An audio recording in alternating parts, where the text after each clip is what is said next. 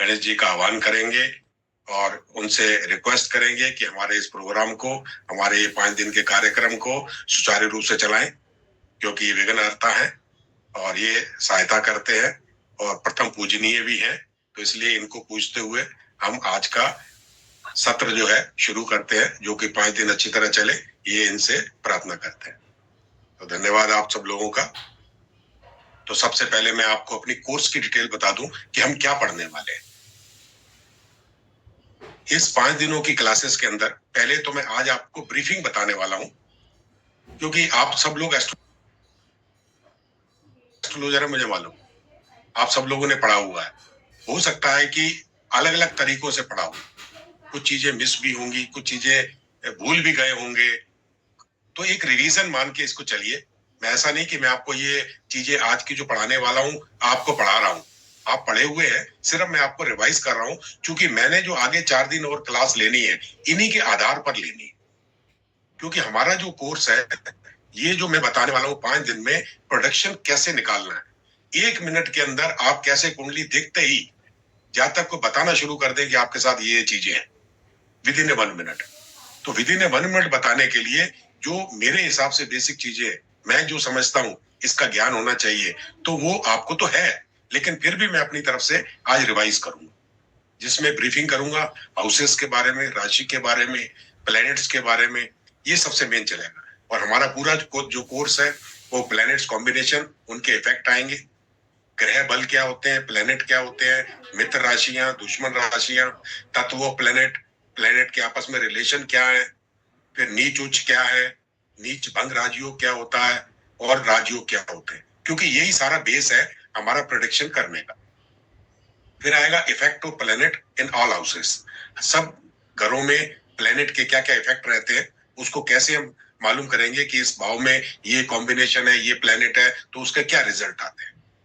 फिर हमारा प्रेडिक्शन करने का तरीका, उसकी रेमेडीज और फार्मूले, और कुछ लास्ट में आपको सूत्र देने वाला हूं, ऐसे सूत्र जबकि आप कुंडली देखेंगे तो कुंडली देखते ही उन सूत्रों के आधार पर जो निश्चित 100% 4-5 दिन खा लो, होनी है घटनाएं, वो आप बता देंगे कि ये और ये कॉम्बिनेशन होगा तो ये चीज आपके यहाँ होगी, तो खा लो 3-4। तो ये चीजें बताने का है। मतलब ये कि जब 5 दिन हम कंप्लीट करेंगे तो 5वें दिन लगातार 5 दिन का भी एनालिसिस करेंगे ना लगातार 5 और दिन आपसे करवाऊंगा।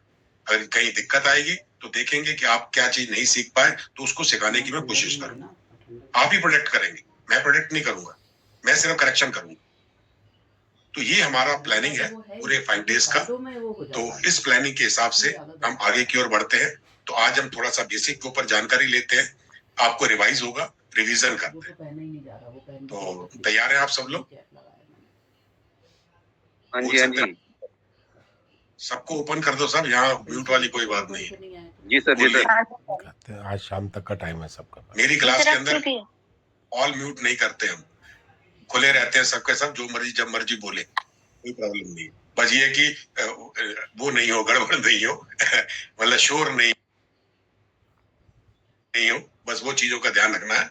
बाकी आप कोई चीज नहीं समझ में आती आप बीच में ही पूछ सकते हैं, ऐसी कोई दिक्कत नहीं। हम पढ़ रहे हैं यहाँ, ये नहीं कि बिना समझे हम आगे बढ़ रहे हैं, बिना समझे हम आगे नहीं बढ़ेंगे। अगर कोई चीज आपको समझ में नहीं आती तो मैं 4 बार समझाऊंगा, किसी एक की भी समझ में नहीं आएगा तब भी समझाऊंगा, बाकियों का रिवीजन होगा, उसको समझ में आएगा। तो ये चीजें मेरे साथ रहती है। बेशक आपको अगर वीडियो खोलना है तो खोले, बंद रखना है तो बंद रखे, ये आपकी मर्जी है, आपके ऊपर डिपेंड करता है। तो मैं आगे बढ़ता हूं। मैंने इसकी बिल्कुल पलट काट लगाई। देखिए अब आती है सिर्फ नॉलेज की बात, रिवीजन की बात। रिवीजन के बाद के लिए आपको ज्ञान है, 12 भाव होते हैं, 12 राशियां होती हैं, 9 ग्रह होते हैं, ये आप सब जानते हैं। आज जो लोग पुराने हैं, जिनको अच्छी तरह आता है, उनको थोड़ा बोरियत जरूर लगेगा, लेकिन फिर भी मैं चाहूंगा कि अपने तरीके से थोड़ा सा एक रिवीजन मार दें। इलाज ही नहीं है। ठीक है सर, कोई दिक्कत तो नहीं आपको? मैं छोटी ये चीजें बताऊं तो किसी को कोई आपत्ति तो नहीं? नहीं सर। ये हमारी कुंडली है। आपको मालूम है कि आकाश मंडल गोल है, गोल होने की वजह से 360 डिग्री का माना जाता है। कोई भी गोल चीज होती है 360 डिग्री की होती है। तो हमारे ऋषियों ने उसको एक 12 भागों में विभाजित किया 2-4-5 दिन से कुछ जो कि नहीं होता। वो 30-30 तो ये है डिग्री का कि एक भाग था, आदमी जब सालों जिसे हम खाता है, भाव कहते बड़ी-बड़ी हैं दवाइयाँ या आदमी अंग्रेजी में जब हाउस एकदम कहते उसका हैं। होता है। इन 12 हाउसों को बनाया गया जो कि 30-30 डिग्री के बने, जिसके कि 360 डिग्री होता है। बीच का एक जो प्रथम भाव लिखा हुआ है, आप देख रहे हैं, प्रथम भाव जो है ये लग्न कहलाता है। फिर उसके बाद द्वितीय भाव आता है, तृतीय आता है, चतुर्थ भाव आता है, पंचम भाव आता है, षष्ठम भाव आता है, सप्तम आता है, अष्टम भाव। ये संस्कृत के नाम है जो हम लोग प्रोनाउंस करते हैं। एक एस्ट्रोलॉजर को इस तरह से बोलना चाहिए जिससे कि मालूम पड़े कि आपको अच्छी तरह नॉलेज है। नवम भाव कहते हैं, नौ भी कह सकते हैं, नवम भाव कहते हैं, दसम कहते हैं, एकादश कहते हैं, द्वादश कहते हैं। इस तरह से 12 भाव को हमारे ऋषि मुनियों ने आकाश मंडल में 30-30 डिग्री का बनाकर पूरे 12 भाव बनाए। एक भाव 30 डिग्री का होता है, तो 12 भाव में इसको डिवाइड किया गया। हाँ,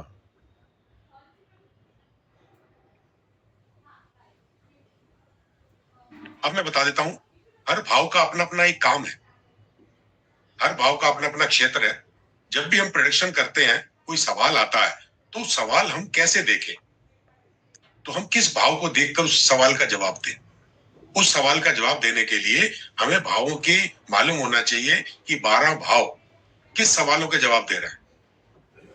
जब जातक आएगा कोई ना कोई उसका सवाल होगा, तो सवाल होगा तो हमें क्या देखना है कुंडली के अंदर। सबसे पहले जब व्यक्ति अपने बारे में पूछता है तो लग्न कहलाता है। नंबर 1 जहां लिखा हुआ है ये लग्न है। व्यक्ति का स्वयं का व्यक्तित्व अगर जानना है तो लग्न से जानते हैं कि व्यक्ति कैसा है, उसका चरित्र कैसा है, उसकी पर्सनैलिटी कैसी है, उसका रंग कैसा है, उसकी हाइट कैसी है। ये सारी चीजों का जब अध्ययन करना हो तो हम लग्न भाव को देखेंगे और लग्न भाव से ही सारी व्यक्ति के खुद की जानकारी प्राप्त कर सकते हैं। दूसरा भाव जो है वह धन भाव कहलाता है। जहां 2 नंबर लिखा हुआ है ये धन भाव है। अगर कोई व्यक्ति अपने धन से संबंधित कोई बात कर रहा है आपसे, तो हम दूसरे भाव को देखते हैं। धन भाव ये और भी चीजों का होता है। ये खाली मैंने एक एक नाम लिखे हैं सिर्फ आपकी जानकारी के लिए कि ये चीजों का है, जबकि काफी चीजें हैं इसके अंदर। ऐसा नहीं कि सिर्फ धन भाव आएगा, पैतृक संपत्ति भी आती है, दाहिनी आंख भी आती है, आवाज भी आती है, वाणी भी आती है। इस तरह से काफी चीजें जो है ये सेकंड भाव से हमें देखिए आवाज नहीं आए, अनम्यूट इसलिए नहीं किया। रतन जी देखिए जरा म्यूट करिए, कहां से आवाज आ रही। तो ये धन भाव जो है ये हमारा धन का, पैतृक संपत्ति का, वाणी का, दाहिनी आंख का, ये सारा इससे होता है। यदि कोई व्यक्ति अपने धन से संबंधित बात करता है, पैतृक संपत्ति मिलेगी या नहीं मिलेगी इसके बारे में बात करता है, आंखों के बारे में बात करता है, ये सारी चीजें हम इस भाव से देख कर बताएंगे। वो कैसे देखेंगे वो मैं आगे चल के आपको बताऊंगा। मतलब अभी ये मैं बता रहा हूं कि आदमी जो सवाल कर रहा है आपसे, तो सवाल के आधार पर आप कौन से भाव को देखेंगे। तो ये दूसरा भाव जो है धन भाव होता है। अब आते हैं तीसरा भाव। तीसरा भाव जो है ये पराक्रम भाव है, मेहनत का भाव। आदमी मेहनत करेगा, अपनी मेहनत से कमाएगा या उसे कमाया मिलेगा। और छोटे भाई बहनों का भी घर होता है ये एक राइट हैंड का भी घर होता है। हाथ से लिखने के सारी चीजें, कोई कवि है, कोई बुक्स लिखता है, तो लिखने के जितने प्रकरण है ये सारे के सारे हम तीसरे भाव से देखते हैं। तो ये तीसरा भाव है। अब आता है हमारा चौथा भाव। चौथा भाव हमारा सुख साधन का भाव और माता का भाव भी। सुख साधन में सब चीजें आती हैं, घोड़ा, गाड़ी, मकान। जब कोई मकान के बारे में आपसे चर्चा करने आता है कि साहब मेरा मकान कब बनेगा, आप चौथे भाव को देखिए। ठीक है, गाड़ी कब मिलेगी मेरे को, चौथे भाव को देखिए। माता से कैसे संबंध रहेंगे, माता से बनेगी या नहीं बनेगी, माता के साथ रहेगा या माता उसके साथ रहेगी या नहीं रहेगी, ये सारी चीजों का जब अध्ययन हमें करना होता है तो हम चौथे भाव को देखते हैं, ये सुख साधन का भाव। अब आता है दूसरा, पांचवा भाव। पांचवा भाव जो है शिक्षा और संतान का भाव। डेली इनकम का भी होता है, मित्रों का भी होता है। तो पांचवा भाव जो है संतान देखते हैं। एक्चुअली में संतान का मैं आपको बता दूं, जो पहली संतान देखी जाती है, एक्चुअली में संतान शब्द हम बोल रहे हैं लेकिन गर्भ धारण है, सही शब्द। पहला गर्भ धारण पंचम भाव से देखते हैं, दूसरा गर्भ धारण सप्तम भाव से देखते हैं, तीसरा गर्भ धारण नवम भाव से देखते हैं। इस तरह से वर्णन होता है कि कोई अगर संतान के बारे में, पुत्र या पुत्री के बारे में बात करने आया है, पहला गर्भ धारण है तो आप पांचों भाव देखेंगे, दूसरा है तो सातवां भाव देखेंगे, और तीसरा है तो नवां भाव देखेंगे। और शिक्षा है, एजुकेशन है, उसके बच्चे कैसे होंगे, बच्चों की पढ़ाई कैसी होगी, उसकी खुद की शिक्षा कैसी होगी, संतान उसे पूछेगी या नहीं पूछेगी, ये सारी चीजें जो सवाल हैं, अक्सर ये सवाल आते हैं। जब ये सवाल आएंगे तो हम पांचवा भाव देखेंगे, क्योंकि आगे जब हम इसका डिस्क्रिप्शन करेंगे तो इसी आधार पर करेंगे कि कोई व्यक्ति आया है, संतान के बारे में पूछ रहा है कि साहब संतान नहीं हो रही, संतान नहीं हो रही है, तो हम क्या करेंगे, पंचम भाव, पंचम भाव से हम निर्णय निकालेंगे कि उसकी संतान क्यों नहीं हो रही। अब आता है छठवां भाव। छठवां भाव जो है ऋण, रोग, शत्रु, इनका रहता है। उसको रोग कौन से होंगे, शत्रु होंगे कि नहीं होंगे, उसके लोन होंगे कि नहीं उसके ऊपर, और दुनिया भर के कर्जे, ये सारी चीजें होंगी या नहीं होंगी, होंगी तो उतर पाएंगी या नहीं उतर पाएंगी, ये सारी चीजें हम जो है छठे भाव से देख। अब आता है हमारा सप्तम भाव। सप्तम भाव जो है एक हमारे परिवार का भाव है। परिवार मतलब पति पत्नी, पति पत्नी का भाव होता है सप्तम, और व्यापार का भाव भी सप्तम होता है। ये दोनों चीजें हम सप्तम भाव से देखते हैं। पति पत्नी के आपस में संबंध कैसे होंगे, तलाक होगा या नहीं होगा, आपस में पटेगी या नहीं पटेगी, उसका व्यापार कैसा रहेगा, व्यापार चलेगा या नहीं चलेगा। जब ये सवाल आते हैं तब हम सप्तम भाव को देखकर उसका प्रोडक्शन करते हैं। फिर आता है अष्टम भाव। अष्टम भाव मृत्यु, रोग, इन चीजों का भाव रहता है, और जमीन के नीचे की चीजों का, जैसे माइंस हैं, केमिकल्स हैं, उनसे संबंधित चीजें आती हैं, मलिन चीजें जो आती हैं, गंदी चीजें जो आती हैं, हमारा उस अष्टम भाव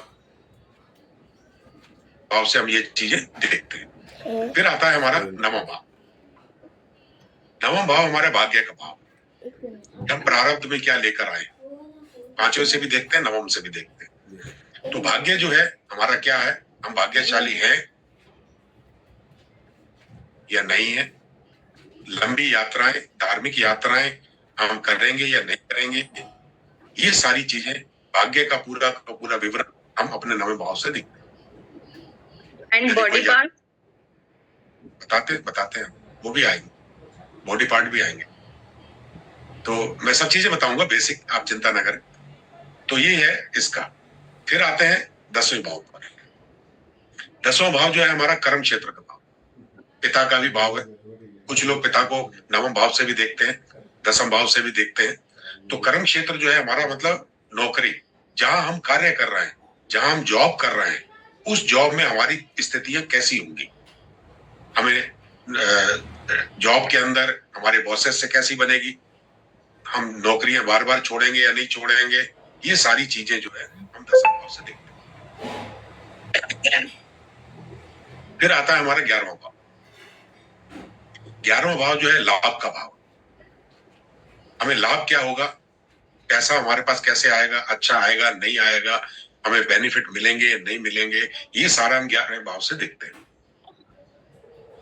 फिर आता है हमारा 12वां भाव। 12वां भाव जो है ये व्यय, रोग, कोर्ट कचहरी, शैया सुख, खर्चे, ये सारी चीजों से हम 12वें भाव को देखते हैं।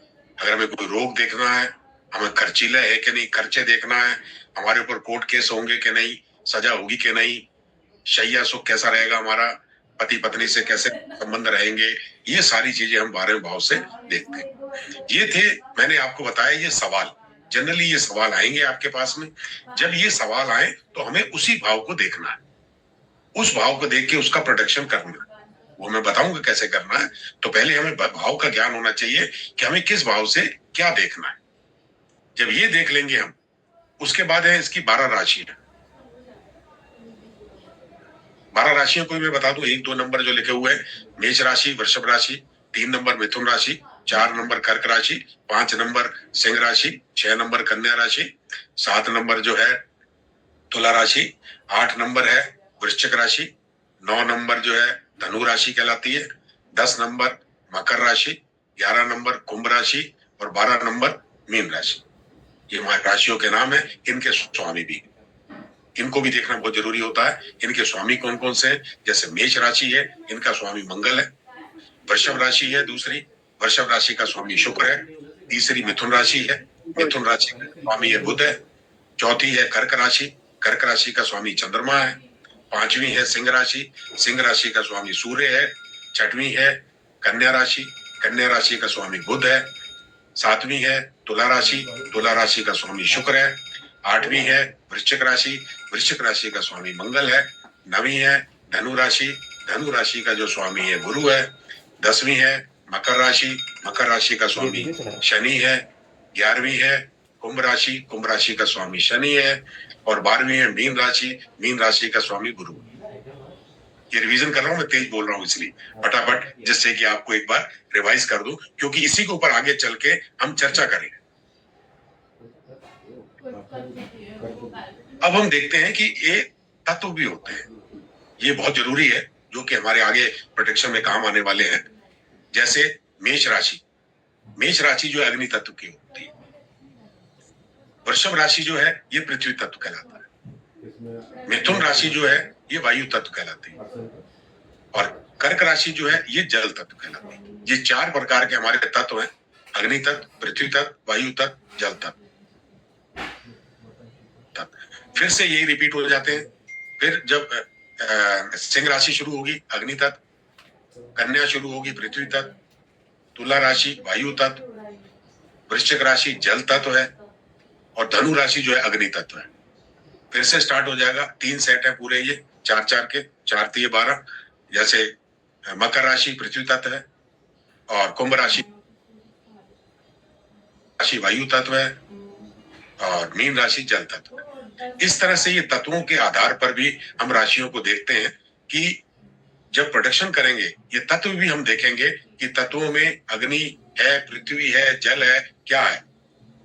तो इसका वर्णन भी करने के लिए हमें इस चीज की आवश्यकता पड़ेगी। मैं सिर्फ वही चीजें बता रहा हूं आपको जिन जिन चीजों को हमें आवश्यकता पड़ने वाली है। ये मैंने बताई दिए आपको राशियों के ग्रह।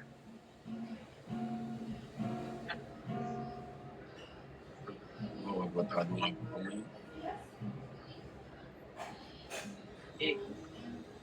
अब देखिए किस भाव से हम क्या देखते हैं अंगों के आधार पर। अभी जो बात चल रही थी अंग, प्रथम भाव से हम चेहरा देखते हैं, हमारा चेहरा जो प्रथम भाव बताता है। दूसरा भाव, इससे हम वाणी देखते हैं, हमारी आवाज कैसी है, कौन सा ग्रह बैठा है, आपको क्या आवाज देगा। कर्कश आवाज है, पतली आवाज है, मोटी आवाज है, किस तरह की आवाजें आपकी आती है, बोलने की स्टाइल क्या है, ये ग्रह बताएंगे आपको। इस भाव में जब बैठेंगे तब वो ग्रह बताएंगे। शुक्र चंद्र बैठे हैं, बहुत अच्छी आवाज होगी। जो टेलीकॉलर होते हैं उन लोगों की आवाजें, बोलने का तरीका, लहजा बहुत अच्छा होता है वाणी का। मंगल बैठे होंगे, रतन जी के मंगल राहु बैठे हैं, तो आपको मालूम है कैसे आवाज है। तो मेरा खुद का मंगल बैठा दूसरे भाव में, मेरी भी मोटी आवाज आपको दिखाई दे रही है। तो बारीक आवाज, मोटी आवाज, ये सारी चीजों का अध्ययन जो है हम दूसरे भाव से करते हैं, वाणी करते हैं। तीसरा जो है दायां हाथ, राइटिंग, लिखना, उसकी राइटिंग कैसी होगी, लिखना, पढ़ना, कविता, ये सारी चीजों का ज्ञान हम तीसरे हाथ से लेते हैं, भाई बहनों का भी लेते हैं। और चौथा जो है छाती, चौथा भाव छाती से संबंधित है। अगर यहाँ पर खराब ग्रह बैठ जाते हैं तो छाती से संबंधित बीमारियां होंगी।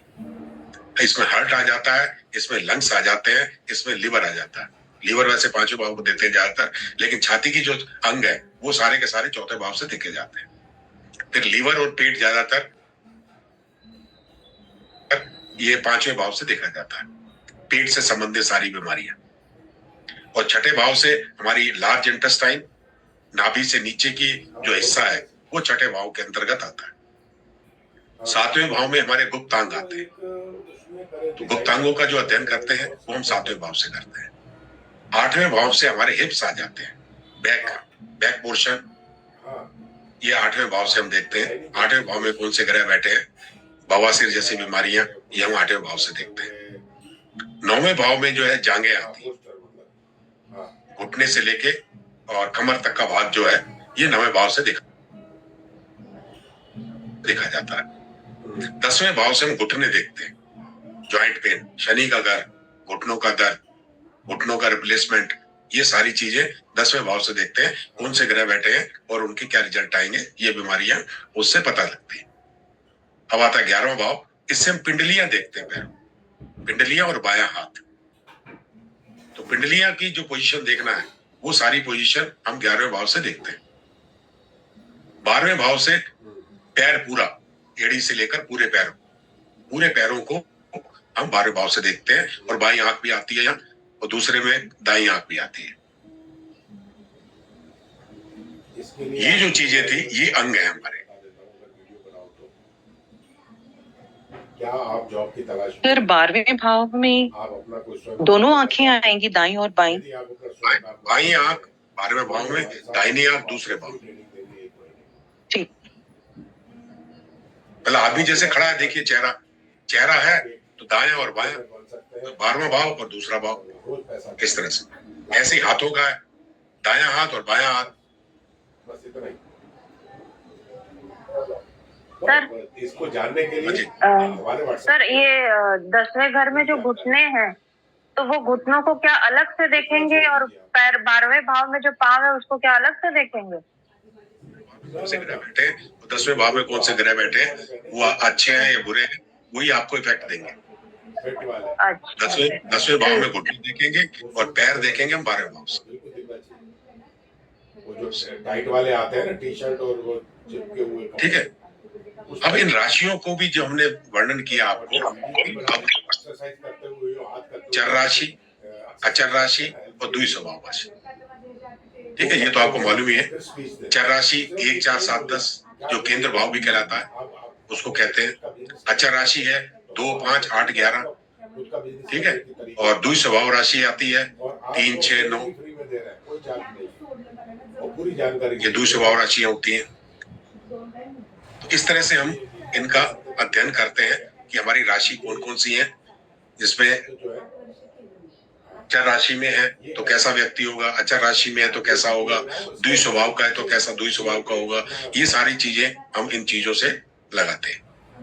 अब मैं आपको बता रहा हूँ ग्रह के हिसाब से शरीर क्या। अभी मैंने बताया था भाव के हिसाब से, कौन सा भाव किस अंग के लिए देखते हैं। अब मैं बता रहा हूँ आपको ग्रह के हिसाब से शरीर क्या। तो ग्रह के हिसाब से कौन कौन से अंग शरीर के माने गए हैं। सूर्य जो है हड्डी, पित्त, मस्तिष्क का कारक है। तो सूर्य से हम हड्डी का, पित्त का और मस्तिष्क का अंदाजा लगाता है हमारा सूर्य कैसा है, ठीक है। अब जैसे सूर्य और शुक्र इकट्ठे मिल जाते हैं तो आपकी कैल्शियम की कमी हो जाएगी बॉडी के अंदर। उनसे परिचय नहीं लेते, परिचय उसको भी लो। ये कल मेरे को, ठीक है, वो कैल्शियम होता है शुक्र, हड्डियां कमजोर हो जाएंगी। चंद्रमा से हम रक्त देखते हैं, रक्त का फ्लो, खाली रक्त नहीं, रक्त का फ्लो। 100-200 लोगों ने ज्वाइन कर लिया हमारा डेमो वो ग्रुप। हाँ, अब उनसे अपना पर्चा ले रहे हैं, अपने को सब पता लग जाए, नाम क्या है, उनका नंबर क्या है, ईमेल नंबर क्या है, सारी चीजें। रक्त का फ्लो देखते हैं हम चंद्रमा से। और मंगल से क्या देखते हैं, बोन मैरो, मसल। और जब वो डेमो पे आए तो मंगल से मसल्स एंड बोन मैरो। नाम से पता लग जाए उसकी डिटेल। कई लोगों को बोन मैरो की कमी हो जाती है, उनका मंगल खराब होता है। मसल्स वीक होते हैं या स्ट्रांग होते हैं, जिनके मसल्स स्ट्रांग होते हैं उनका मंगल अच्छा होता है। गठीले बदन वाले जो लोग होते हैं, जिनका मसल्स जिम वगैरह करते हैं, उनका मंगल अच्छा हो सकता है कि वो मांगलिक भी हो। और जिनके मसल्स वीक होंगे उनका मंगल वीक। बुध से हम स्किन का देखते हैं, स्किन की बीमारियां जितनी भी है, त्वचा से संबंधित बीमारियां जो होती है, उसका कारक ग्रह जो है बुध है। गुरु से हम चर्बी और कफ को देखते हैं, कफ का कारक ग्रह गुरु है, और चर्बी, मोटापा बढ़ना, ये गुरु के द्वारा होता है, मोटा हो जाए। गुरु खराब हो रहा क्या बोलिए। सर, जो बुध के लिए आपने बोला त्वचा का रंग, तो जो कुछ लोगों को सफेद दाग का रहता है, तो क्या वो भी इसी में आता है या वो कुछ अलग है? अलग है, और पहले उसे परिचय लिया, अलग है। मैं आपको थोड़ा इसका डिटेल कर देता हूँ। बुध जो है सिर्फ स्किन की ऊपर की चमड़ी, जी बुध ऊपर उसका main पतली जो चीज चमड़ी क्या होती है है? ऊपर, सबसे पहले परिचय। शुक्र जो है उसके अंदर की चमड़ी, हाँ, अच्छा हाँ, ठीक है। जो बुध के नीचे की चमड़ी है मोटी वाली, सेकंड लेयर, वो शुक्र में हाँ। आती। ठीक है, फिर अंदर जो है मेलामाइन करके एक लिक्विड होता है हमारी जो बॉडी के अंदर कलर देता है, वो जब खत्म हो जाता है तब बॉडी का हाँ। कलर बनना बंद हो जाता है। वो स्किन डिसीज एक्चुअली में नहीं है, वो हमारे अंदर जो केमिकल है उस चीज की कमी के हाँ। कारण है। और वो अच्छा। करते हैं केतु और शनि। अच्छा। शनि केतु का कॉम्बिनेशन जहां होगा और बुध जी। शुक्र का होंगे, उसको व्हाइट स्पॉट होते हैं ज्यादातर। वो अच्छा। जो सफेद हो जाते हैं उसी की बात कर रहे हैं ना, जी जी जी जी जी जिनका चेहरा बाद में पूरा सफेद हो जाता है, पूरी बॉडी सफेद हो जाती है, वो एक जी, केमिकल है जी, जो कि हमारा केमिकल ओके। हमारी बॉडी के कलर बनाता है। ओके। वो केमिकल का लॉस हो जाता है, केमिकल बनना बंद हो जाता है। मेलानिन। हाँ, मेलानिन, वही बताया मैंने। मेलानिन। मेलानिन केमिकल होता है, तो मेलानिन केमिकल जब बनना बंद हो जाता है तो हमारे बॉडी के अंदर कलर बनना बंद हो जाते हैं, और जब कलर बनना बंद हो जाते हैं तो वो व्हाइट स्पॉट आ जाते हैं और धीरे धीरे पूरा कलर चला जाता है और पूरी बॉडी व्हाइट हो जाती है। जी वो अलग कारक है जो उसका बता रहा हूं। और बुध और इसमें शुक्र, सर बुध का रोल नहीं है। नहीं बुध और शुक्र का रोल नहीं है, ओके वो केमिकल का रोल है। ओके सर, मुझे लगा ऐसा त्वचा के लिए बोला आपने तो। नहीं, त्वचा मतलब ऊपर की स्किन, जी स्किन की लेयर्स होती हैं अलग अलग। जी जी जी। तो शुक्र है वीर्य का कारक है। अगर ये हो जैसे कि वाइटलिगो हो तो बुध खराब नहीं होता उनका। क्या हो, वाइटलिगो जैसे कि क्षेत्र बोला है आपने, कोड वगैरह जो है वो भी खराब होंगे उससे, क्योंकि स्किन भी आ गई उसके अंदर। हाँ, स्किन भी केमिकल तो छठे भाव में बुध खराब होगा ना। हाँ बिल्कुल, बुध, वही मैंने कहा ना, बुध शुक्र भी खराब होंगे और शनि केतु की युति भी होगी कहीं ना कहीं, या दृष्टिगत होंगे, इनकी दृष्टियां होंगी आपस में। तो ये चीजें जब कॉम्बिनेशंस बनते हैं तब ये चीज आती है, क्योंकि व्हाइट स्पॉट हुआ केमिकल के कम होने से, लेकिन स्किन तो खराब हुई, स्किन व्हाइट हो गई, कलर चला गया उसका, लेकिन स्किन इन्फेक्शन नहीं है। वो स्किन जरूर है लेकिन कलर जो आ रहा है केमिकल से वो नहीं मिल रहा हमें, कलर चेंज हुआ है, स्किन का इन्फेक्शन नहीं हुआ, उसमें कलर चेंज होता है। लेकिन बुध भी खराब होता है, क्योंकि दिखने में भी आदमी खराब दिखता है, तो बुध और शुक्र भी उसके अंदर आ जाते हैं, लेयर्स भी आ जाती है। अगर स्किन का इन्फेक्शन होगा तो उसमें मंगल भी इन्वॉल्व हो जाएगा ना, मंगल और इन्फेक्शन मतलब ब्लड का काम आ गया बीच में, अगर हाँ, कट लगा, ब्लड आ गया तो मंगल भी इन्वॉल्व हो जाएगा। नहीं, कुछ कुष्ठ के जैसे कि रोग होते हैं, जैसे सोरियासिस वगैरह या और कुछ उसमें तो आएगा ना मंगल। हाँ, उसमें मंगल आएगा, मंगल और शनि दोनों आएंगे उसमें, शनि भी आएगा, कुछ रोग शनि देता है, कुछ रोग शनि और मंगल ये दोनों जिसके खराब हो जाते हैं वहां पे कुछ रोग होते हैं। सर इसमें अगर बुध खराब हो तो गले के रोग भी होते हैं। हाँ, वाणी भी खराब होती है, बुध खराब होती है, नाक भी है बुध की, हाँ थायराइड भी है, नाक भी है बुध की, नाक से सूंघने की जो शक्ति होती चली जाती है अगर बुध खराब हो तो, जो स्मेल नहीं आती लोगों को, कई लोगों को सूंघने की शक्ति खराब हो जाती है, वो बुध के खराब होने से होती है। अब आते हैं शनि। शनि जो है ये स्नायु तंत्र है, मतलब नर्वस सिस्टम, नर्वस सिस्टम को रिलेट करता है शनि। ये जो पैरालिसिस की बीमारियां होती हैं, सुन्न हो जाता है, अंगूठा सुन्न हो जाना, उंगलियां सुन्न हो जाना, कोई स्थान सुन्न हो जाना, ये शनि के कारण होते हैं, या पैरालिसिस हो जाना, ये शनि के कारण है। शनि जो है नर्वस सिस्टम का कारक ग्रह है, नर्व से संबंधित जो भी डिसीज होती है वो शनि ग्रह के कारण होती है। फिर आ जाते हैं राहु केतु। राहु केतु शनि के एक्चुअली में बॉडीगार्ड है और इनसे संबंधित होते हैं, इनके कलर और ये सारी चीजें करीब करीब एक जैसी है, एक जैसे वर्क करते हैं। शनि को जज माना गया है, न्याय का देवता माना गया है, और इनके जो बॉडीगार्ड है, जो वो ऑर्डर देते हैं, शनि खुद कुछ नहीं करता, ऑर्डर देता है, जैसे जज ऑर्डर देता है और राहु केतु उसके ऊपर एक्शन लेते हैं।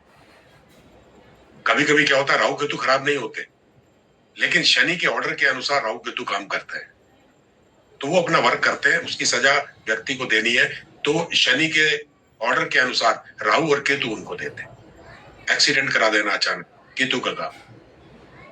टांग टूट जाना, केतु का काम। एक्सीडेंट कराना, ये सारे ऑर्डर शनि दे रहा है, लेकिन करा केतु रहा है। कारक ग्रह उसका केतु है, और परेशान करना व्यक्ति को, टेंशन में आना, वो राहु के काम, वो उस तरह से। इस तरह से ये शनि राहु केतु, ये एक जंक्शन है, तीन लोगों का ट्रायंगल है।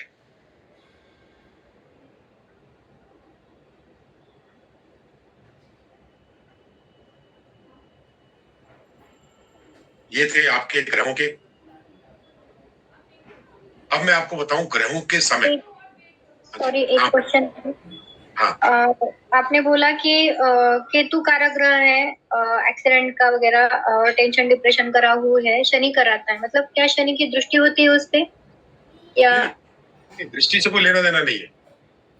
फिर शनि की केतु से दृष्टि का लेना देना नहीं। कभी कभी शनि और केतु साथ बैठे होते हैं, कभी कभी शनि और राहु भी साथ होते हैं।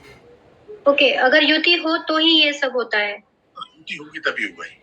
अब किस भाव में है ये भी देखना होगा। ये आगे इसकी डिटेल और बताऊंगा मैं इन चीजों पे, और बड़ा अभी तो मैं ब्रीफिंग कर रहा हूं, डिटेल में भी बताऊंगा। तो अभी मैं आपको बता दूं ग्रहों का, क्योंकि ये सारे बेस हैं जो मैं अभी बता रहा हूं। ये आगे जो 4 दिन में पढ़ाने वाला हूं, इन बेसों के आधार पर ही पढ़ाने वाला हूं। ये चीजें आपको आना चाहिए। अगर आती हैं तो अच्छी बात है, नहीं आती हैं तो आपको ये चीजों का ज्ञान होना चाहिए, क्योंकि इसी के बेस पर प्रोडक्शन होगा। कोई कुछ कह रहा है? मंगल भी कारक है ना, मंगल भी कारक है ना योग, इसका चोट चपेट दुर्घटना एक्सीडेंट का। अगर ब्लड निकला एक्सीडेंट में तो मंगल भी खराब था। ओके। ब्लड नहीं निकला, खाली स्क्रैचेस आ गए, तो मंगल खराब नहीं है। कई बार ऐसे होता है, अगर आपने ब्लड डोनेट किया हुआ है कभी लाइफ के अंदर, तो आपके एक्सीडेंट के में ब्लड नहीं निकलेगा। ओके। ब्लड डोनेट करने से आपके एक्सीडेंट में ब्लड नहीं आता। ये मेरे साथ हो चुका है, मैं अपना एग्जांपल बता रहा हूँ। मेरा एक्सीडेंट हुआ था, टांग टूटी थी, ब्लड एक बूंद नहीं निकला, हड्डी टूट गई, क्योंकि मैं डोनेट कर चुका हूँ। मैंने ब्लड जो डोनेट किया था, तो स्क्रैचेस आए लेकिन ब्लड की एक बूंद बाहर नहीं आई। तो ऐसा होता है। तो अब मैं बता दूं आपको कि एक राशि में ग्रहों की समय अवधि क्या रहती है, कितने समय तक ग्रह जो है एक राशि के अंदर रहता है। ठीक है, सूर्य जो है 1 महीने में 30 दिन रहता है, चंद्रमा जो है 2.25 दिन रहता है, मंगल जो है 45 दिन रहता है, 1.5 महीना, बुध जो है 1 महीना 21 से 30 दिन तक इसका समय है, गुरु जो है 12 से 13 महीने तक इसका समय है, 1 साल तक, शुक्र है 1 महीना रहता है। सर थोड़ा सा धीरे बोलेंगे और एक बार बताएंगे मंगल। दोबारा बता देता हूं मैं आपको। सूर्य 1 महीना 30 दिन, चंद्रमा 2.25 दिन, मंगल 1.5 महीना 45 दिन,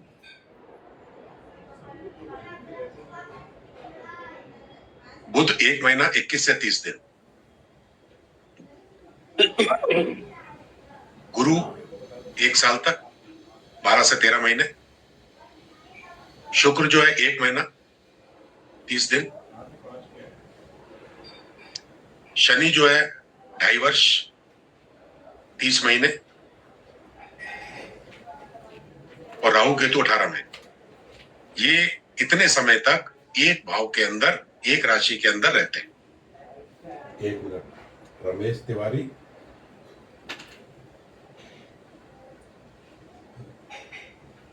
अगर आपके पास कुंडली है और आपको उसका डेट ऑफ बर्थ टाइम नहीं मालूम, कभी कभी देखा आपने पुरानी कुंडलियां आ जाती है अपने पास में, जिसमें फटे पुरानी होती है, सिर्फ वो आपको कुंडली का वो दिखता है, राशियां वगैरह ये ग्रह लिखे होंगे, या वो किताबें आती थी पहले, तो उसके अंदर पन्ना एक होता था, कुंडली तो सब है, बाकी पता नहीं आगे पीछे। तो इन चीजों से आप वो भी निकाल सकते हैं कि व्यक्ति का जन्म किस महीने हुआ है कुंडली देखकर, और किस तारीख को हुआ है, कितने बजे हुआ है।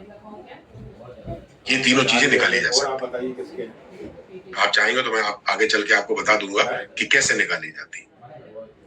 कौन से आप दोबारा बोलो, बीपी नारंग एक, अब ये मित्र शत्रु और सम कुछ ग्रह होते हैं, ये शायद आप लोगों को पता होंगे ही होंगे। क्या कुछ लोग हैं जिनको नहीं पता कि मित्रता और शत्रुता के ग्रह कौन कौन से हैं, किसके हैं? कोई ऐसा व्यक्ति है जिसको नहीं पता? हाँ जी सर, मुझे नहीं पता, आप एक बार एक्सप्लेन कर दीजिए। और आपके अलावा ठीक है ना, बाकी सबको पता है? तो और कोई नहीं बोला मतलब सबको पता है, ठीक है। 5 और 3 8 हो गई। क्या कुछ ऐसे लोग हैं जिनको देखने में दिक्कत आती है, पता है, लेकिन जब कुंडली सामने आ जाती है तो मित्र और शत्रु समझ नहीं आते, देखना पड़ते हैं, ऐसे लोग भी हैं? उमा शर्मा जी, उमा जी, मैं हूँ सर। यस, मेरा भी है। जी हाँ जी हाँ। तो इसके लिए मैं आपको एक छोटी सी चीज सुना देता हूँ, एक छोटी सी कहानी सुना देता हूँ, आपको याद हो जाएगी। पिछली वाली स्टोरी भी अच्छी थी सर। अच्छी थी, मेरे ख्याल से वही होगी शायद, जनरली मैं यही सुनाता हूँ। दोस्त और दुश्मन कैसे हैं, मैं आपको एक स्टोरी सुना देता हूँ, आपको कभी नहीं भूलेंगे। आप जब भी कुंडली आएगी तो आपको एकदम याद आ जाएगा, ठीक है। आपको मालूम है गुरु जो है देवताओं के गुरु, ठीक है, सब देवताओं के गुरु गुरु है, और राक्षसों के गुरु कौन है? शुक्र, शुक्राचार्य। अब राक्षसों के गुरु और देवताओं के गुरु में कभी नहीं बनेगी। शुक्र और गुरु जब बैठे होंगे तो वो दुश्मन, ठीक है, क्योंकि वो शुक्र राक्षसों का गुरु और इधर से गुरु देवताओं का गुरु, इनकी आपस में कभी नहीं बढ़ती। अब आनी किसकी है? देखो कविता, लेकिन शुक्र, गुरु का बल कम हो जाता है जब शुक्र साथ में बैठता है, क्योंकि वो राक्षस है। गुरु चुप हो जाता है, गुरु वीक हो जाता है। जब गुरु और शुक्र एक साथ बैठे होंगे तो गुरु वीक हो जाएगा। मैं गुरु के उपाय कर, ठीक है, ये साथ साथ चीजें भी बताता जा रहा हूँ आपको, प्रोटेक्शन कैसे करते हैं।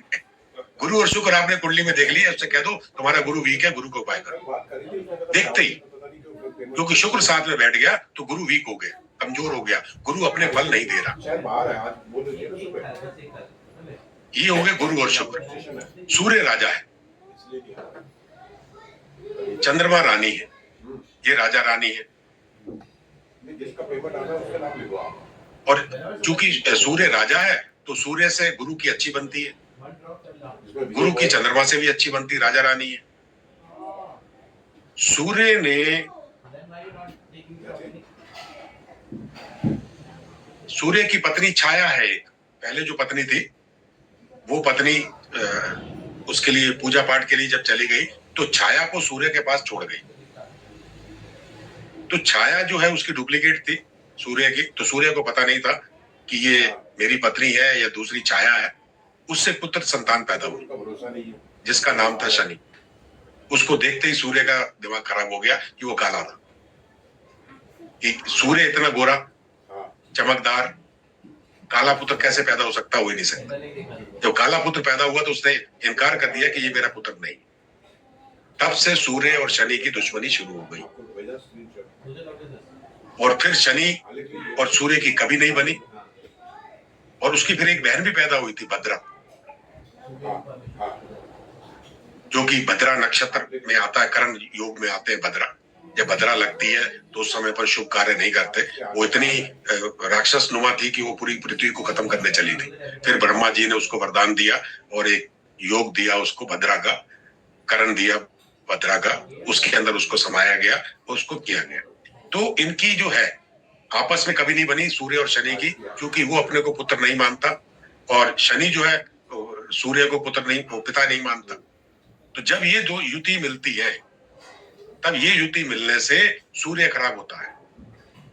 शनि और सूर्य कभी भी कुंडली के अंदर देख लीजिए, जब एक साथ बैठे हो तो सूर्य खराब हो गए, पितृ दोष भी लग जाता है। सूर्य पिता है, राजा है, तब सूर्य का उपाय करना है, ना कि शनि का। ये सारे बताऊंगा उपाय में, अभी तो मैं थोड़ा स्टोरी बता रहा हूं। तो ये आपस में दुश्मन हो गए। अब क्या हुआ, चंद्र जो राजा थे उन्होंने क्या किया, वो थोड़े रोमांटिक किस्म के थे चंद्र, बहुत सारी रानियां रखी थी, 27 महिलाओं से शादी करी है। राजा दक्ष की 27 पुत्रियां थी उनके साथ उन्होंने चंद्रमा ने शादी करी है, तो वो 27 रानियां जो कि 27 नक्षत्र कहलाए। 27 नक्षत्र चंद्रमा की पत्नियां हैं, ठीक है, उनके नाम है, आगे चल के अपन पढ़ेंगे उसको। तो चंद्रमा रोमांटिक किस्म का व्यक्ति था। उन्होंने गुरु की पत्नी को एक दिन देख लिया, बहुत सुंदर थी, गुरुदेव, ग्रह गुरु की पत्नी, उन्होंने देख लिया तो उनका मन आ गया, उन्होंने गुरु का रूप धारण करके उसके साथ रिलेशन किया। जब वो निकल आए तो बाद में गुरु आए तो उनको आपस में डिस्कस हुई तो पता चला कि वो कोई और था, गुरु नहीं थे। उससे एक संतान पैदा हुई, बुध। तो गुरु कभी भी बुध को अपनी संतान नहीं मानता। गुरु का दुश्मन बुध भी है। गुरु के सिर्फ दो ही दुश्मन है, एक बुध एक शुक्र, बस। चंद्रमा का कोई दुश्मन नहीं है। और बुध फिर भी गुरु को सम मानता, लेकिन गुरु जो है बुध को दुश्मन मानता। अब सूर्य से मंगल देव ने ज्योतिष विद्या सीखी है, वो उनका चेला बन के रहा है। हनुमान जी ने सूर्य से ज्योतिष विद्या सीखी पूरी की पूरी, और सूर्य ने शनि को नहीं सिखाई। तो क्या हो गया, शनि मंगल से दुश्मनी करने लग गया। जब शनि मंगल से दुश्मनी करता है, लेकिन शनि जो है वो उसके गुरु का पुत्र है। मंगल शनि से दुश्मनी नहीं रखता है, शनि मंगल से दुश्मनी रखता है।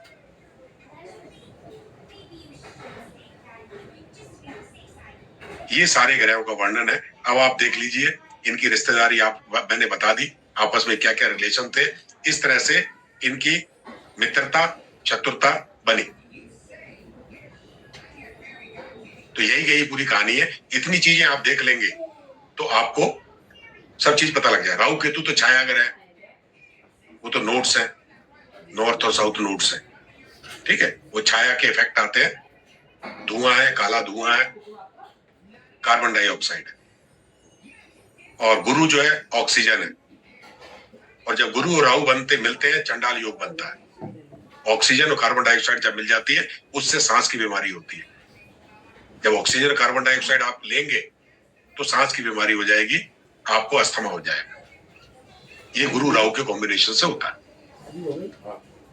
इस तरह से इन ग्रहों का आपस में मेल मिलाप है। इस तरह से आप पूरी का पूरी कहानी से ये पूरी तरह से दोस्ती और दुश्मनी इनकी समझ गए। इसी में थोड़ी सी और बता देता हूं। जब सूर्य जो है मंगल को ज्योतिष विद्या पढ़ा रहे थे, तो उनके जो रथ का सारथी है उसका नाम है अरुण। सूर्य देव का रथ का सारथी उसका नाम है अरुण। उन्होंने सब नोट कर रहे थे, तो नोट करके वो बनी अरुण संहिता। जब सूर्य ने ज्योतिष विद्या, हम चूंकि एस्ट्रोलॉजर है, थोड़ा सा मैं इसके लिए अलग से है बता रहा हूं, तो वो बनी अरुण संहिता। अरुण संहिता, अरुण से रावण ने अरुण संहिता ले ली, उसके अंदर कुछ फेरबदल किए तो उन्होंने बनाई रावण संहिता। उस रावण संहिता को आपने देखा होगा कि शूर्पणखा जानते हो गया, जब नाक काटा गया था उसका, लक्ष्मण ने नाक काट दिया था, उसके बाद में पूरी रामायण में उसका वर्णन नहीं आया। वो कहां गई? झगड़ा तो करा गई, रावण से कह गई, सब कुछ कर कुरा के खुद गायब हो गई। उसके बाद उसका कोई वर्णन नहीं है। वो चली गई दुबई, रावण संहिता साथ में ले गई। क्योंकि नाक कटा था तो कपड़ा बांधती थी काला। उसकी जो संतानें हुई वो मोहम्मडन्स पैदा हुए, वो सारे वही लिबास पहनते थे, वैसे ही पहनने लग गए। उस रावण संहिता में करेक्शन करके शूर्पणखा ने कुछ टोटके बनाकर एक किताब बनाई जिसका नाम है लाल किताब। उसको जमीन में गाड़ दिया गया, फिर बाद में लोगों को मिली, फिर उसमें रूपचंद जोशी जी ने करेक्शन किए काफी, उसमें करेक्शन करके तो रूपचंद जी ने लाल किताब को एक रूप, नया रूप दिया। तो उसके रचयिता हैं लाल किताब के रूपचंद जोशी। ये एस्ट्रोलॉजर है, इसलिए मैंने थोड़ी सी ये कहानी आपको सुना दी है। तो अब आगे बढ़ते हैं। अपन ये जानकारी आप लोगों को होना चाहिए। बात कहना चाहूंगी। हाँ जी सर, ये मुझे बहुत दिनों से क्वेश्चन परेशान कर रहा था कि जो लाल किताब है उसमें उर्दू फारसी के शब्द यूज होते हैं। इसका आंसर किसी से नहीं मिला कि ये दुबई या ये वहाँ कैसे पहुंची, ये आज मुझे इसका आंसर मिला है। Thank you sir so much. Dubai में फारसी चलती है, ठीक है? जी जी बिल्कुल। पूरा और भी वर्णन बता देता हूँ इसका। वहां चलती है फारसी, उन्होंने फारसी में लिखी। जब ये इधर आई इंडिया के अंदर रूपचंद जोशी जी के पास में, उस समय उर्दू चलती थी। वो पाकिस्तान में थे लाहौर में, रूपचंद जोशी जी। तो उस समय उर्दू चलती थी। उन्होंने जो करेक्शन किया उसमें फारसी और उर्दू को मिक्स किया, उन्होंने अपनी उर्दू जोड़ी। तो आप देखिए जब लाल किताब पढ़ेंगे, कुछ शब्द आपको हिंदी के मिलेंगे, कुछ उर्दू के मिलेंगे, कुछ फारसी के मिलेंगे। ये मेरे दिमाग में मेरे क्वेश्चन मतलब ये क्वेश्चन बहुत टाइम से मुझे परेशान कर रहा था कि इसमें ये शब्द क्यों यूज होते हैं, ये वहां पहुंची कैसे। ये आज आपने बताया कि श्रुपणखा के थ्रू ये वहां पहुंचे। Thank you sir. मैं इसलिए बताना चाह रहा हूँ कि अपन एस्ट्रोलॉजर है, तो ये चीजों की हमें जानकारी होना चाहिए। जबकि अपना ये स्टडी का पार्ट नहीं है, लेकिन फिर भी हमें जानकारी इस चीज की होना चाहिए कि क्या चीज कहाँ से बनी, अरुण संहिता कैसे बनी, रावण संहिता कैसे बनी, लाल किताब कैसे बनी, कैसे आए, किसने की, ये सारी चीजें होती। चलिए अब अपने अपनी जगह पे आ जाते हैं। ग्रहों के उच्च और नीच आप लोगों को पता होगा। सर एक चीज और बता दीजिए, सूर्य राहु तो पितृ दोष होता है, तो और चंद्र राहु है ग्रहण, चंद्र ग्रहण, शाम का क्या है? चंद्र ग्रहण नहीं, होता है। जैसे जैसे ये पितृ दोष होता है सूर्य राहु, हाँ तो चंद्र राहु को मातृ चंद्र दोष ग्रहण क्या? नहीं, चंद्र ग्रहण ही कहते हैं उसको। अच्छा अच्छा। वो सूर्य ग्रहण, ये चंद्र ग्रहण। लेकिन सूर्य ग्रहण को पितृ दोष भी कहते हैं, वो पिता है। सूर्य शनि से भी पितृ दोष बनता है, अच्छा अच्छा। क्योंकि सूर्य खराब हुआ। सूर्य क्या है? पिता है। पिता मतलब हमारे पूर्वज। पूर्वज खराब हो गए, तब हम पितृ दोष की पूजा करवाते हैं। चंद्रमा रानी है, पिता नहीं है, महिला है, रानी है, इसलिए चंद्र ग्रहण होता है। मन खराब रहना, मन का कारक ग्रह है, मन खराब रहता है। और सूर्य जो है आत्मा है, आत्मा खराब तो सब कुछ खराब। मन खराब तो एक बार चला लेंगे अपन, लेकिन आत्मा खराब नहीं चला पाते, सब चीज डैमेज होती है। ठीक है। अब अपन उच्च नीच ले लेते हैं। सूर्य जो है मेष राशि में उच्च का होता है, तुला राशि में नीच का होता है। शनि तुला राशि में उच्च का और मेष में नीच का, ये ऑपोजिट है। इसको याद करने का तरीका बड़ा सरल है। सूर्य और शनि को एक उच्च एक नीच, ठीक है। फिर गुरु मंगल पकड़ लीजिए आप, चौथा घर 10वां घर। गुरु जो है चौथे घर में उच्च का और नीच का 10वें घर में, और मंगल जो है इधर 10वें में उच्च का और कर्क में नीच। उधर बुध शुक्र पकड़ लीजिए, ये आप आमने सामने। कन्या में उच्च का, मीन में नीच का बुध। शुक्र जो है मीन में उच्च का और कन्या में नीच का। ये सेट है, दोनों के जोड़े हैं ये, आगे सामने आगे पीछे। चंद्रमा वृषभ राशि में उच्च का और वृश्चिक में नीच का। और राहु जो है वृषभ और मिथुन में उच्च का और धनु और वृश्चिक में नीच का। इसी का उल्टा केतु, वृश्चिक और धनु में नीच का। ये भी जोड़ा है राहु और केतु, ये जोड़े हैं। चंद्रमा को छोड़ के सारे जोड़े हैं। 9 ग्रह हैं। सर राहु में सर 2 राशि आएगी उच्च में और 2 राशि नीच में आएगी। हाँ, मिथुन में भी और वृषभ में भी, दोनों में उच्च का माना जाता है। अच्छा। वैसे मिथुन को मेन मानते हैं, मिथुन को उच्च का मेन मानते हैं, लेकिन वृषभ भी काफी लोग उनको मानते हैं। ये उच्च नीच है, क्योंकि ये सारी चीजें मैं आगे डिस्कस करने वाला हूँ और आपसे पूछूंगा भी। आज मैं पढ़ा रहा हूँ, आगे चल के मेरे क्वेश्चन भी होने हैं। सर केतु में धनु और वृश्चिक उच्च के होंगे ना? हाँ जी, केतु में। जी हाँ, जी हाँ। केतु में वृश्चिक और धनु उच्च के और वृषभ और मिथुन नीच के। उल्टे हैं, मतलब राहु केतु को उल्टा मान लीजिए, एक तरफ उच्च का एक तरफ नीच का। जी।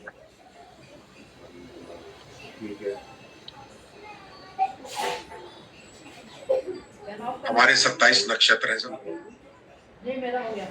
ये मैंने एक चार्ट बनाया है आप लोगों के लिए, सुविधा के लिए।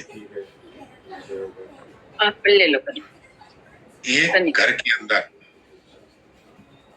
ठीक है, एक भाव के अंदर 9 चरण होते हैं नक्षत्रों के, और एक नक्षत्र के अंदर 4 चरण होते हैं। तो 2 और 1 सवा 2 नक्षत्र जो है एक भाव के अंदर करीब करीब आते हैं। 9 चरण आते हैं, ये फिक्स है।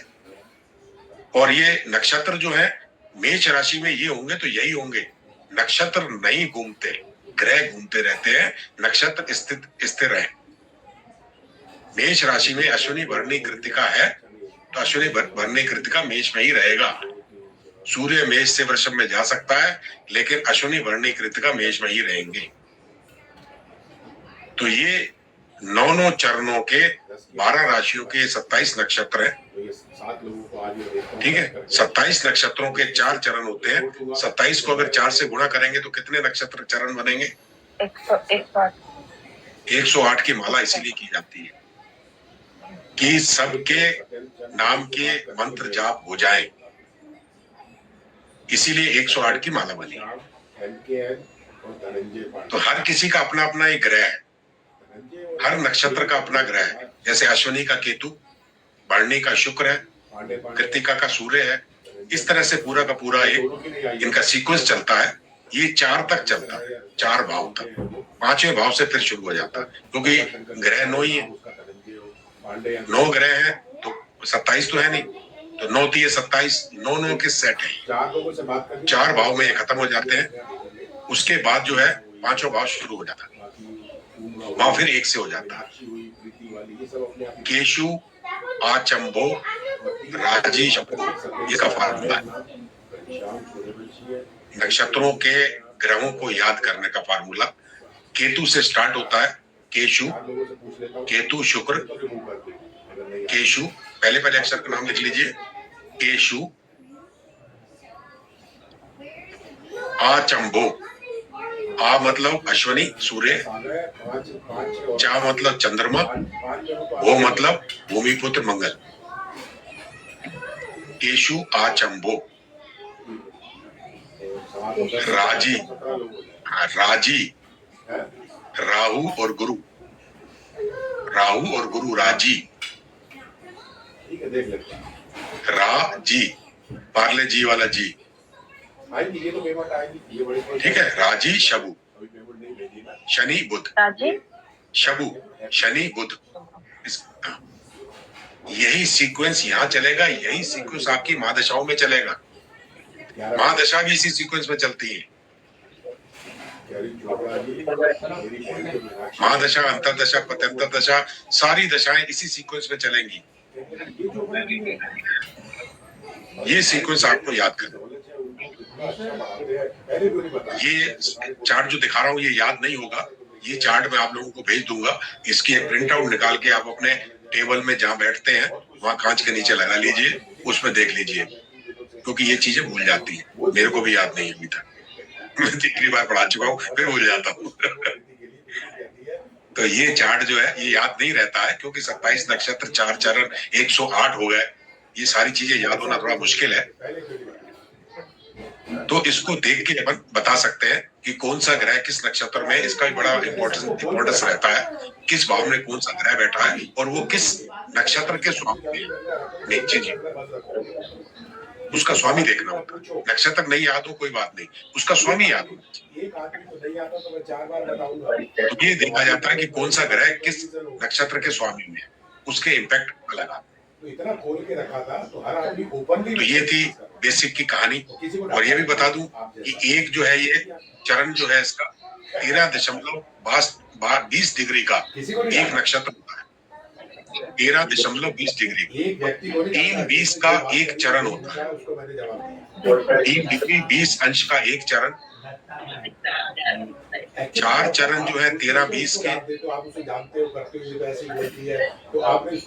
13-20 के 4 चरण, 13-13, 26-40 के दो नक्षत्र हो जाते हैं। 13-20 का एक नक्षत्र होता है, 2 नक्षत्र होंगे तो 20-40 के, और 20-40 में एक चरण जुड़ेगा। 3-20, 26-40 में, 26-40 में अगर एक और जोड़ेंगे अपन 3-20, तो ये 30 डिग्री पूरा हो जाएगा। तो इस तरह से एक भाव में 30 डिग्री तक नक्षत्रों के डिग्री और अंश, इस तरह से ग्रहों का पता कर सकते हैं कि कौन सा ग्रह कितने डिग्री का है, कौन सा ग्रह कितने डिग्री का है, तो वो किसके नक्षत्र पे होगा। मान लो मेष राशि के अंदर सूर्य बैठा है 15 डिग्री का, तो भरणी नक्षत्र में होगा। अगर वो 28 डिग्री का है तो कृतिका नक्षत्र में होगा, और अगर वो 10 डिग्री का है तो अश्विनी नक्षत्र में होगा। इस तरह से उनकी डिग्री देखकर आप ये पता लगा सकते हैं कि ये ग्रह किस के नक्षत्र में है और उसका स्वामी कौन है। सर जी। अगर जैसे जो आप नक्षत्र के लिए बता रहे हैं, और अगर वो 28 डिग्री का है, अश्विनी नक्षत्र का है, तो फिर सर उसको टोटली पूरा सिर्फ अश्विनी नक्षत्र बोलेंगे, उसमें सूर्य का इम्पैक्ट है, क्योंकि अगर अश्विनी नक्षत्र आता है तो फिर केतु उसका स्वामी हो जाता है। केतु के नक्षत्र में तो होगा। सर फिर केतु स्वामी बोलेंगे या सूर्य स्वामी बोलेंगे फिर? सूर्य जो है केतु के नक्षत्र में है, ये बोले। अच्छा, सूर्य केतु के नक्षत्र में, केतु सूर्य के नक्षत्र में नहीं है, सूर्य केतु के नक्षत्र में। मतलब जिसकी डिग्री ज्यादा होगी वो उसके नक्षत्र में होंगे। डिग्री के हिसाब से नक्षत्र बनेगा ना। जी वही बोल रही हूँ। हाँ, उसी में, जी उसी से आप देखकर बता सकते हैं कि आपका सूर्य या चंद्रमा जो भी है जितने डिग्री का है तो किस नक्षत्र में होगा और उसका स्वामी कौन। अभी बताने वाली है तो बताने। तो आज मैंने आपको ये बेस कैसा लगा, आप लोग थोड़ा सा अपना वो दीजिए, फीडबैक दीजिए कि बेसिक पढ़ाया मैंने, ज्यादा कोई नई चीज नहीं पढ़ाई मैंने। कैसा लगा आपको? सर बहुत अच्छा लगा। कुछ बेनिफिट हुआ आपको? जबकि ये कोई अलग चीज नहीं है, आप लोग एस्ट्रोलॉजर हो, आप जानते हो, बस एक रिवाइज किया मैंने आज। नहीं सर, आपकी स्टोरी से बहुत ज्यादा बेनिफिट हुआ है। अच्छा, थैंक यू। उच्च नीच क्लैरिटी के साथ पढ़ाया आपने। जी मीनाक्षी, दोबारा बोलिए मीनाक्षी। बहुत क्लैरिटी के साथ पढ़ाया सर आपने। जी। मतलब कुछ चीजें जो बेसिक होती हैं जो मैं कर भी चुकी हूँ लेकिन क्लियर नहीं थी, आपने बहुत कम टाइम में वो बहुत अच्छे से क्लियर किए हैं सर। मात्र 1 घंटा लिया है। मतलब क्लास लेना मेरे लिए वर्थ रहा। जी। मतलब मैंने आपका सिर्फ 1 घंटा लिया है, लेकिन आपका बेसिक कंप्लीट कर दिया मैंने। ये पढ़ाने में 15 दिन लगते हैं।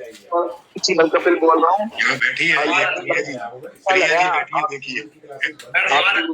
सर बहुत अच्छे से पढ़ाया, रिवीजन हो रहा है, बहुत अच्छा लग रहा है। जी जी।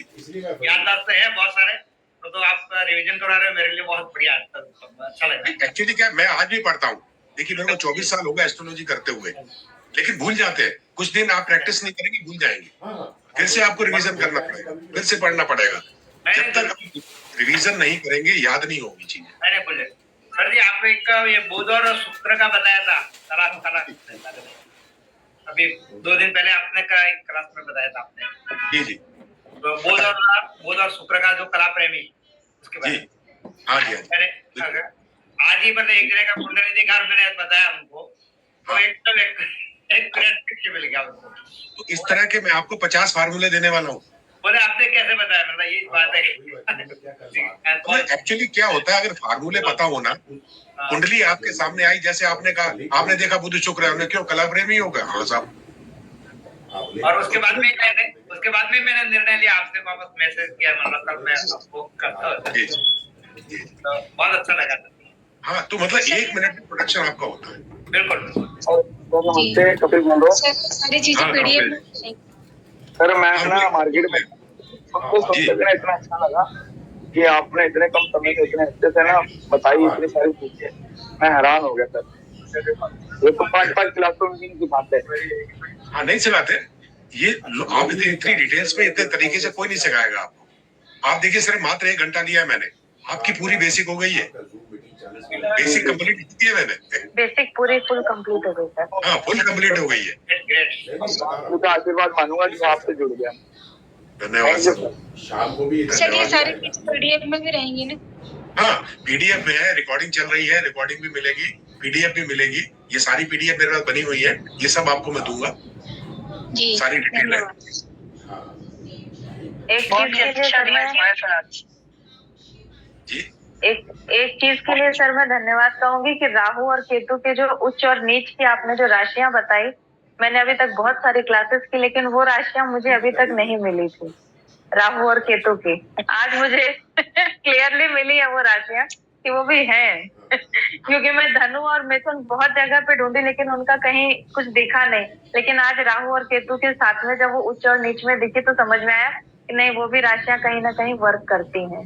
जी जी बिल्कुल करती है, हर चीज वर्क करती है। ये सारे फार्मूले मैं आपको देने वाला हूँ एक 1 by 1। आज तो मैंने सिर्फ आपको रिवीजन किया है कि जो प्रोडिक्शन करना है उसके लिए किन चीजों की जरूरत है, वो चीजें आपको बताई है, क्योंकि आगे हम पढ़ेंगे ना, इन्हीं का आधार लेके पढ़ेंगे। सर बहुत शानदार क्लास थी, बहुत ही अच्छी क्लास थी, बहुत अच्छी, थैंक यू वेरी मच। बहुत अच्छी थी। बहुत अच्छी क्लास थी सर, सच में। कुछ कह रही है कविता जी? आपका हैंड रेज है। नमस्कार। हाँ नमस्कार। सब बोल रहे थे तो मैंने कहा मैं वेट कर लेती हूँ।